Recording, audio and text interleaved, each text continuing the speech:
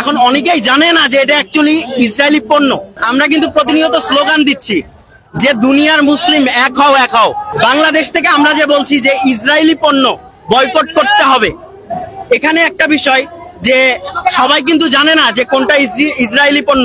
আপনি শহর এলাকা ছাড়া গ্রাম অঞ্চলে যান, আপনি দেখবেন যে তারা অ্যাকচুয়ালি জানে না যে ইসরায়েলির পণ্যগুলো কোনগুলা। আমি কালকে গিয়েছি একটা দোকানে, ঠিক আছে, সে দোকানে গেছি, আমি বললাম একটা মজো দেন বাংলাদেশি পণ্য। সে আমাকে কোকা কোলা দিছে। এখানে আন্দোলন করে গেছি, আমার প্রচুর তৃষ্ণা পাইছে, আমি আর নামটা দেখি নাই, আমি খুলে একদম খাইছিও। খেয়ে পরে দেখতেছি টেস্ট একটু ডিফারেন্ট, তখন দেখি যে এটা কোকা কোলা। আমি যেহেতু খুলে ফেলছি, সেখানে তো আর কিছু করার নাই, ওইটা ফালাই দিছি আমি। তো আমি দোকানদারকে বললাম এই পণ্যগুলো রাখেন না। তিনি তখন, একটা মহিলা ছিল, তিনি তখন আমাকে বললো মানুষজন যে নেয়। এখন অনেকেই জানে না যে এটা অ্যাকচুয়ালি ইসরায়েলি পণ্য। তাই আমি বর্তমান যে অন্তর্বর্তীকালীন সরকার আছে তার কাছে আহ্বান জানাচ্ছি যে এই রকম কোন ব্যবস্থা নিতে যে ইসরায়েলি পণ্য বাংলাদেশে ইম্পোর্টই বন্ধ, বাংলাদেশে আসবেই না। কোন ধরনের ইসরায়েলি পণ্য সরকারি ভাবে এইটাকে বন্ধ ঘোষণা করে দিতে হবে। কোন ইসরায়েলি পণ্য ঢুকবে না।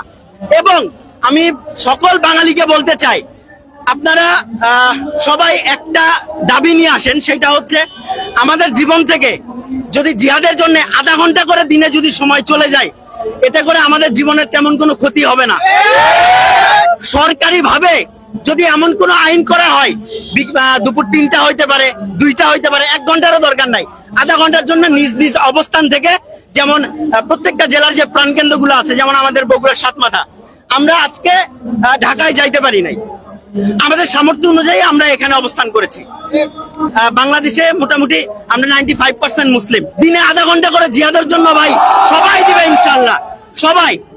এবং আরেকটা বিষয় করা যায়, যদি জনপ্রতি বাংলাদেশে যে কয়জন মানুষ আছে, জনপ্রতি এটা বাধ্যতামূলক না, 10 টাকা করে সপ্তাহে অথবা মাসে 10 টাকা করে যদি আমরা দেই ভাই, এটা সরকারি ভাবে একটা বিকাশের মাধ্যমে হোক, নগদের মাধ্যমে হোক, যেভাবে হোক, সরকার যদি আমাদের থেকে, আমরা যে দিল দিল, যে না দিল না দিল, সরকার থেকে এই টাকাটা এক জায়গায় হবে, উঠবে, আমরা বিকাশের মাধ্যমে, নগদের মাধ্যমে এই টাকাগুলো দিব, সরকার থেকে সেটা ফিলিস্তিনের কাছে চলে যাবে।